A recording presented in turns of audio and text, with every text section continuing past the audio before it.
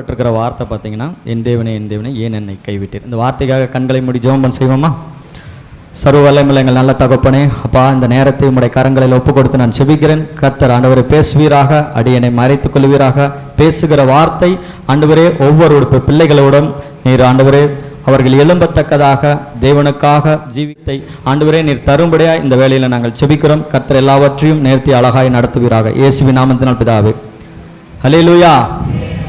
மத்தேயு 26 அந்த வசனத்தில் ஏலி ஏலி லாபா சபத்தானி, அதுக்கு என்ன அர்த்தம்னா, என் தேவனை ஏன் என்னை கைவிட்டீர் என்று அர்த்தம். அப்போ ஏசப்பா சிலுவையில் என்ன சொல்லியிருப்பாரு, அந்த ஒரு கஷ்டமான சூழ்நிலையில் என்ன சொல்லியிருப்பாரு? இப்போ ஒன்றும் இல்லைங்க, நம்மளாம் எல்லாரும் கஷ்டத்தை ஒரு சூழ்நிலை இருப்போம், என்ன செஞ்சுருப்போம்? இப்போ அருமையான சிறிக்கு கேட்குற என்னுடைய சகோதரிகிட்ட கேட்குற, சிறி, அதாவது இப்போ நீ கஷ்டமாக இருக்கிற, நீ என்ன பண்ணியிருப்ப? எப்படி அண்ணனுக்கு பிரியாணி வாங்கி தருவியா? பார்த்தீங்களா? அப்போ நம்ம கஷ்டமான சூழ்நிலைகளில் ஜெபங்கிறத கற்றுக்கொள்ளணும். ஜெபங்கிறது ரொம்ப ரொம்ப அவசியமான ஒன்றதாக இருக்கிறது. நான் கூட இந்த வசனத்தை கொடுக்கும் பொழுது என் தேவனே ஏன் என்னை கைவிட்டேன்னு தான் நான் நினைச்சேன். ஆண்டவரே, இந்த வசனம் உண்மையாலுமே சொல்றேன், என் தேவனே ஏன் என்னை கைவிட்டீர் அப்படின்னு தான் நான் நினைச்சேன். அப்பதான் ஆண்டவருடைய சமூகத்தில் நான் உட்கார்ந்து, ஆண்டவரே, இந்த வசனத்தில் எனக்கு என்ன கற்றுக் கொடுக்குறீங்க? நிறையா வசனங்கள் இருக்குது, நிறையா பைபிளில் இருக்கிற ஒவ்வொருத்தருக்கும் ஒவ்வொரு விதமான கேரக்டர்களை ஒவ்வொரு விதமான விஷயங்களை ஆண்டவர் கற்றுக் கொடுத்துருக்கிறார். அப்போ எனக்கு இந்த விஷயத்தில் என்ன கற்றுக் கொடுக்குறீங்கிறத நான் ஆண்டவர் இடத்துல ஜெபத்தில் கேட்கும் பொழுது ஒரு ஜெபத்தை கற்றுக் கொடுக்கிறவராக இருக்கிறார். நம்மளுடைய சூழ்நிலைகளை, நம்மளுடைய எல்லா துயரத்திலும் துன்பத்திலும் இக்கட்டான நேரங்களிலும் ஜெப என்கிற ஆயுதத்தை, ஒரு தண்டாயுதத்தை நம் கையில் எப்பொழுதும் வைத்துக் கொள்ள வேண்டும். ஜெபத்தை, அதாவது எந்த சூழ்நிலையிலும் சோர்ந்து போகக்கூடாது, சோர்வுங்கிறதே இருக்கக்கூடாது. என்னன்னா ஏசு அதைத்தான் கற்றுக் கொடுக்குறார். அப்படிப்பட்ட ஒரு சிலுவையில், அதாவது நம்ம ஒரு ஆணியில் அடிச்சுட்டாங்க, தன்னுடைய சரீரத்தை முழுவதும் நாராய் தொங்க விட்டுட்டாங்க. இந்த சூழ்நிலையில் நம்மளால ஒரு தேவனை நோக்கி, ஆண்டவரே என்னை காப்பாத்துங்கன்னு ஜெபிக்க முடியுமா? ஆனால் நம்ம இயேசு கிறிஸ்துவ கற்றுக் கொடுக்குற ஒரே விஷயம், எந்த சூழ்நிலையில் இருந்தாலும் சரி, நீங்கள் தேவனை நோக்கி ஜெபிக்க கற்றுக்கொள்ளுங்கள். ஜெபம் என்பது மிகப்பெரிய ஒரு விஷயமா இருக்கிறது. ஜெபம் கண்டிப்பாக நம்மளுடைய வாழ்க்கையில் தேவைப்படுகிறதா இருக்கிறது. சரிங்களா? ஏன் ஜெபிக்கணுங்கிறது நான் ஏன் சொல்றேன்னா, சங்கீதம் 22:1 வசனத்தை வாசிச்சு பாடுங்க. என் தேவனே ஏன் என்னை கைவிட்டீர், எனக்கு உதவி செய்யும். யார் இடத்துல உதவி வருங்க? தேவன் இடத்துல தான் உதவி வரும். வேற யார் இடத்துல, மனுஷன் இடத்துல இருந்தால் வேற யார் இடத்துல நமக்கு உதவி வராது. கண்டிப்பாக ஜெபிக்க கற்றுக்கொள்ளணும். ஜெபிக்காதவன் குப்பைக்கு சமம்னு நம்ம கண்டிப்பாக எல்லாரும் தெரிஞ்சுக்கணும். ஜெப கண்டிப்பாக வாழ்க்கையில் தேவை. இப்போ யோனா எனக்கு யோனாவுடைய கேரக்டர் ரொம்ப பைபிளில் பிடிச்ச ஒரு கேரக்டர், எனக்கு பிடிக்கும். ஏன்னா அவர் பார்த்தீங்கன்னா ஆண்டவர் சொன்னதை விட்டுட்டு இப்போ நினிவேவுக்கு போனால் அவர் எங்கே பண்ணுறாரு? தர்ஷீஷுக்கு போகிறாரு. தர்ஷீஷுக்கு இப்போ ஆண்டவர் சொன்ன வார்த்தையை விட்டுட்டு போகிறாரு. அப்போ நம்ம ஆண்டவருக்கு கண்டிப்பாக கீழ்ப்படியோணும். இப்போ ஆண்டவர் விட்டு சொன்ன வார்த்தை போனதுனால என்ன ஆச்சுன்னா, மீனினுடைய வயிற்றுக்குள்ளே யோனா உள்ளே போக வேண்டிய சூழ்நிலை ஆச்சு. கப்பல்லேருந்து தூக்கி வீசிட்டாங்க, மீன் வயிற்றுக்குள்ளே போக வேண்டிய சூழ்நிலை போச்சு. அப்போ மீன் வயிற்றில் போய் என்ன செஞ்சுருப்பார்? இப்போ நம்ம உலகத்தில் மீனை வாங்கி நம்ம அறுத்து எல்லாம் பார்த்துருப்போமா? ரொம்ப ஸ்மெல்லாக இருக்குது, ஆனால் சாப்பிட்றதுக்கு நல்லா இருக்குது. ஆனால் ரொம்ப ஸ்மெல் அதிகமாக இருக்குது, நம்ம அதை தொட்டு பார்த்துட்டு கூட சாப்பிட முடியாது. ஆனால் பாருங்க, யோனா மீன் வயிற்றுக்குள்ளே போயிட்டாரு. அந்த நாற்றத்திலும் ஜெபிக்க கற்றுக்கொண்டார். நம்ம வாழ்க்கை முழுவதும் நாத்தம் தான். இந்த உலகம் முழுவதும் எல்லாமே ஒரு நாற்றமாக இருக்கிறது. எத்தனையோ சூழ்நிலைகள் இருக்கிறது. சரிங்களா? அந்த சூழ்நிலைகளை மத்தியிலும், நாற்றத்தின் மத்தியிலும் யோனா ஜெபிக்க கற்றுக்கொண்டார். ஜெபம்ங்கிறது வாழ்க்கையில் ஒரு முக்கியத்துவமான ஒரு விஷயமா இருக்கிறது. சரிங்களா? தானியேல் ஜெபிச்சாருங்க. தானியேல் எப்படி ஜெபிச்சாருன்னு பாருங்க. நாம நினைக்கிற சிங்கத்தின் வாய் தான் கட்டப்பட்டுச்சுன்னு. சிங்கத்தின் வாய் மட்டும் இல்லைங்க, வெளியிருந்த அந்தரங்க வல்லமைகளும் கட்டப்பட்டது. ஹல்லேலூயா, ஹல்லேலூயா. அவருடைய ஜெபம் பாருங்க. நான் நினைச்சேன், ஆண்டவரே, இந்த வசனத்தை தியானிக்கும் பொழுது, அப்ப சிங்கத்தினுடைய வாய் தான் கட்டப்பட்டுச்சா? இல்ல, வெளியே மீகாவேல் தூதன் பட்டயத்தை எடுத்து எல்லா வல்லமைகளையும், அந்தரங்க வல்லமைகளை வெட்டி அப்படியே, அல்லேலூயா. அது மட்டும் இல்லாம இயேசு கிறிஸ்து என் தேவனே ஏன் என்னை கைவிட்டீர் என்று மீண்டும் அவர் ஏன் அந்த உறக்க சத்தத்தோடு சொல்லுகிறார் என்றால், பார்த்தீங்கன்னா அந்த ஜெபம் முக்கியமானது இருக்குது. நான் ஒரு ஜெபம் என் வீட்டில் இருக்குது. எப்பவுமே நைட்டு ஒரு சோத்திர பலி, ஒரு பாட்டு, என் குடும்பத்துக்கான ஒரு ஜெபம், ஊழியத்துக்கான ஒரு ஜெபம், உலகத்திற்காக ஜெபம். இந்த ஜெபம் கம்பல்சரி என்னுடைய வீட்டில் இருக்குது. இந்த ஜெபம் அநேக நேரங்களில் நான் ஜெபிச்சுட்டே இருப்பேன். எனக்கு உடம்பு சரியில்லாமல் போயிடுச்சு. சில ஒரு 4 மாதம் வீட்டில் இருக்க வேண்டிய சூழ்நிலை. எனக்கு அது ஒரு வாய்ப்பை நான் பயன்படுத்திக்கிட்டேன். அந்த நேரங்களெல்லாம் பகல் ஃபுல்லாக தூங்கிடுவேன். நைட்டு பூரா ஆண்டவரே இந்த துன்பமான நேரத்தில் எனக்கு கொஞ்சம் எழுப்பி கொடுங்க, நான் எப்படியாவது ஓடுறேன், நான் உட்கார்ந்துருக்க மாட்டேன், கண்டிப்பாக ஓடுவேன் ஆண்டவரே, என்னை ஒப்பு கொடுத்து ஜெபம் பண்ண. நம்ம வாழ்க்கையில் ஒப்பு கொடுக்கணும், நம்மளுடைய ஜீவியத்தை ஒப்பு கொடுக்கணும். அப்போ நான் சொன்னேன், ஆண்டவரே தயவு செய்து இந்த வழியில் தாங்க முடியல, 4 மாதம் எந்திரிச்சு நடக்க முடியல, பாத்ரூம் கூட போக முடியாது, அதாவது இருக்கிற எல்லா ஜாயிண்ட்டுமே வலிக்கு, என்னால் முடியல ஆண்டவரே, நிற்க முடியல, எந்திரிச்சு நடக்க முடியல அப்படின்னு என் மனைவியெல்லாம் எனக்கு பாத்ரூமெல்லாம் கூட்டிகிட்டு போவாங்க. அந்தளவுக்கு ஒரு சூழ்நிலையில் ஒரு 4 மாதம் வீட்டில் இருந்து. அப்போ நைட்டில் உட்காந்து பிள்ளைங்க மேலே, மனைவி மேலே, எல்லாத்து மேலே தலை மேலே கையை வச்சு ஆண்டவரே கண்ணீரோடு ஆண்டவரே நைட்டெல்லாம் தூங்காமல் ஜெபம் பண்ணிகிட்டே இருப்பேன். அந்த ஜெபமே என்னமோ தெரியல. இன்றைக்கி எஃப்சி எளிமையே காலையில் நாங்கள் தூங்கிட்டு இருக்கிற கையை பிடிச்சி எல்லாரும் தலையை பிடிச்சி எந்திரிங்க சர்ச்சுக்கு போகணுங்கன்னு சொல்லி, அல்லேலூயா. அந்த ஜெபம் உண்மையாலுமே நான் ஜெபிச்ச ஜெபம் கர்த்தர் அவ்வளவாக எனக்கு எஃப்சி எழுப்பி கொடுத்துருக்கிறார். இந்த பிள்ளைகளுக்காகவும் நான் ஜெபித்து கொண்டிருக்கிறேன். கர்த்தர் பெரிய காரியங்களை செய்வார். அல்லேலூயா.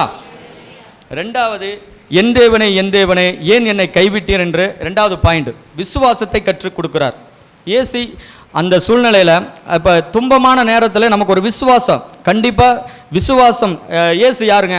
இப்போ நம்ம ரோமர் 1:7 விசுவாசத்தினாலே நீதிமான் பிழைப்பான். இயேசு யாருங்க? ஹல்லேலூயா. இயேசு யாருங்க? நீதிமான். அவர் நீதிமான் இருந்தபடினால தான் அவர் விசுவாசத்தில் இருக்கிறார். அவர் நீதிமானாக இருக்கிறபடினால அந்த விசுவாசத்தை விடல, ஆண்டவர் மேலே இருந்த விசுவாசத்தையும் வைரோக்கியத்தையும் விடாத இருந்ததுனால அவர் மீண்டும் எழும்பினார். 3ஆம் நாள் எழும்பினார். அதெல்லாம் ஞாயிற்றுக்கிழமை அன்னைக்கு சொல்லுவாங்க. கர்த்தர் பெரியவராக இருக்கிறார். 2வது பாயிண்ட் விசுவாசத்தை நம்ம எந்த சூழ்நிலையில் விட்டுறக்கூடாது. கஷ்ட நேரங்களில், துன்ப நேரங்களில், எந்த நேரங்களில் நம்ம விசுவாசத்தை ஒரு நாள் விட்டுறக்கூடாது. விசுவாசம் இல்லாதவன் தேவனிடத்தில் நம்ம போக முடியாது. விசுவாசம் இருந்தால் தான் ஏசப்பாட்ட போக முடியும்.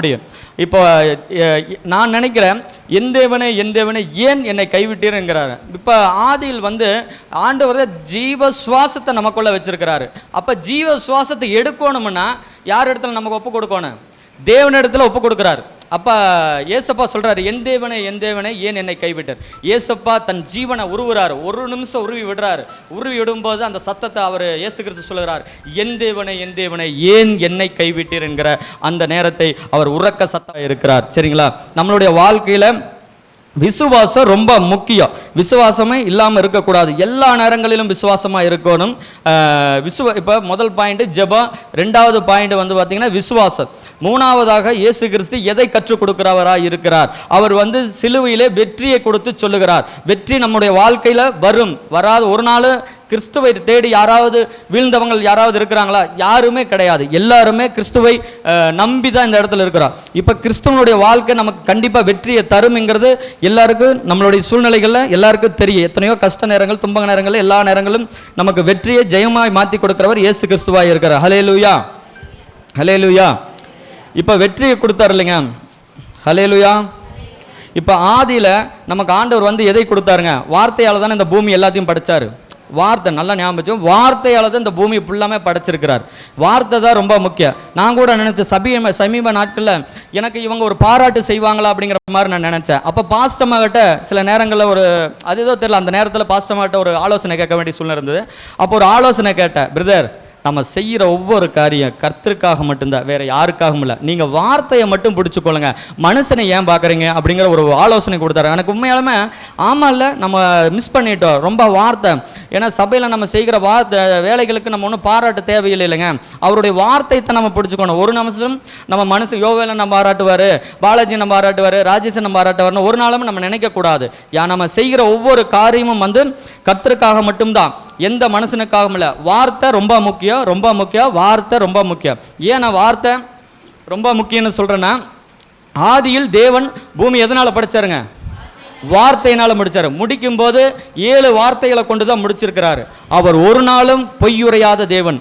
வானத்தை பூமியும் படைத்த தேவன். அவருடைய வார்த்தை ஒரு நாளும் ஒழியாது. அவருடைய வார்த்தை ஒரு நாளும் மாறாது.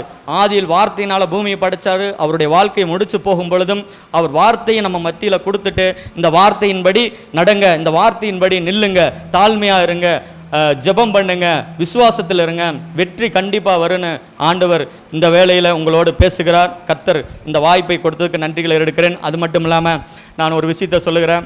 ஏன்டா உனக்கு இவ்வளோ ஒரு ஆர்வம் ஆண்டவர் மேலே அப்படின்னு நீங்கள் கேட்டிங்கன்னா, என்னுடைய வாழ்க்கையில் நடந்த ஒரு சம்பவத்தை நான் சொல்லுகிறேன். கர்த்தர் வந்து பார்த்தீங்கன்னா என்னை தெரிந்து கொண்ட விதம் கர்த்தர் சொன்னாங்க, நான் ஏற்றுக்கொண்டேன். எனக்குள்ள ஒரு பலவீனம் இருந்தது. என்னுடைய முகம் நான் வந்து மூச்சு அதிகமாக விட முடியாது, ரொம்ப மூச்சு திணறல் மாதிரி வரும் எனக்கு ஒரு 14 வயசில். அப்போ ஆப்ரேஷன் பண்ணோன்னு, மூக்கில் ஆப்ரேஷன் பண்ணோன்னு சொல்கிறாங்க. எனக்கு ஆப்ரேஷன் பண்ணுறோடைய செலவுகள் அந்த நேரத்தில் ஒரு 20 வருஷத்துக்கு முன்னாடி அதெல்லாம் கிடையாது அம்மா கிட்ட. அப்போ அம்மா இருந்துட்டு சரி வாடா சர்ச்சுக்கு போகலாம் அப்படிங்கிற மாதிரி அவங்களும் சொன்னாங்க. நான் சர்ச்சுக்கு போனேன், எனக்காக ஜெபித்தார்கள். நான் நிறையா நாட்கள் பாஸ்டிங் இல்லாமல் நான் அதிகமாக இந்த ராபோஜனம் கூட எடுத்ததில்லை. நிறையா பாஸ்டிங் போடுவேன். ஆண்டவரே என்ன செய்கிறது, ஏன் எனக்கு இவ்வளோ பலவீனம், உங்களை தான் நான் நம்பி வந்திருக்கிறேன், எப்படியாவது சுகம் கொடுங்க அப்படின்னா. எனக்கு நான் 3 நாள் உபவாசம், அதான் நிறையா நாள் இருக்கிறேன். ஒரு நாள் நான் ஜெபம் பண்ணிவிட்டு 3 நாள் உபவாசம் பண்ணிவிட்டு வீட்டில் வந்து படுத்துருக்கிறேன். நைட்டு அது எந்த நேரம் தெரியல. நைட் நேரத்தில் வந்து வானத்துக்கும் பூமிக்கும் ஒரு பெரிய அங்கி, அதாவது வானத்தில் அவருடைய சிங்காசனத்தை வச்சுட்டு அவர் பாதப்படி என்ன நான் படுத்திருக்கிற இடத்துல இருக்குது, அங்கிருந்து ஒரு கை நீட்டப்பட்டது. எனக்கு அந்த மூக்கின் மேலே அந்த வைத்த உடனே அது ஒரு பாறை வெடி வைப்பாங்களே அந்த மாதிரி ஒரு சத்தம் கேட்டுச்சு. அப்போ எனக்கு அது சுகத்தை ஆண்டவர் கொடுத்தார். அந்த புது ரட்சிப்பினுடைய அனுபவத்தை இந்த நாட்களில் நான் காணுறேங்க. உண்மையாலுமே இந்த இடத்துக்கு வரும்போது நிறையா சத்தியங்களை நான் கேட்டு அறிஞ்சு கொண்டேன். ஓ இப்படியெல்லாம் இருக்கிறதா அப்படின்னு. அப்போ தேவனை நான் விசுவாசமாக இருந்தேன். தேவன் மேலே இப்போ ஏசப்பா வந்து விசுவாச ஜெபத்தை கற்றுக் கொடுக்குறாரு, 2வது விசுவாசத்தை கற்றுக் கொடுக்குறாரு, 3வது வெற்றி கண்டிப்பாக வரும். நான் ஜெபம் பண்ணேன், ஆண்டவர் எனக்கு ஜெயத்தை கொடுத்தார். கர்த்தருடைய நாமத்திற்கு மகிமை உண்டாவதாக. ஹல்லேலூயா. இந்த வாய்ப்பை கொடுத்த தெய்வத்திற்கு நன்றிகளை எடுக்கணும். கண்களை மூடி ஜெபம் செய்வோம். சர்வ வல்லமையுள்ள நல்ல பிதாவே, இந்த நேரத்தை உடைய கரங்களில் ஒப்புக் கொடுக்கிறேன். ஆண்டவரே, கேட்ட இந்த வார்த்தையின்படி பிள்ளைகள் வாழவும் ஜீவிக்கவும் கர்த்தர் நீர் செய்யும்படியாக ஸ்தோத்திரிக்கிறேன். கர்த்தாவே, நாங்கள் அல்ல கர்த்தாவே, நீங்களே பேசுனீங்க, நீங்களே வார்த்தையால் வெளிப்பட்டீங்க. நீ உம்முடைய வார்த்தைக்காக நன்றிகளை எடுக்கிறோம். இயேசுவின் நாமத்தினால் பிதாவே, ஆமென், ஆமென்.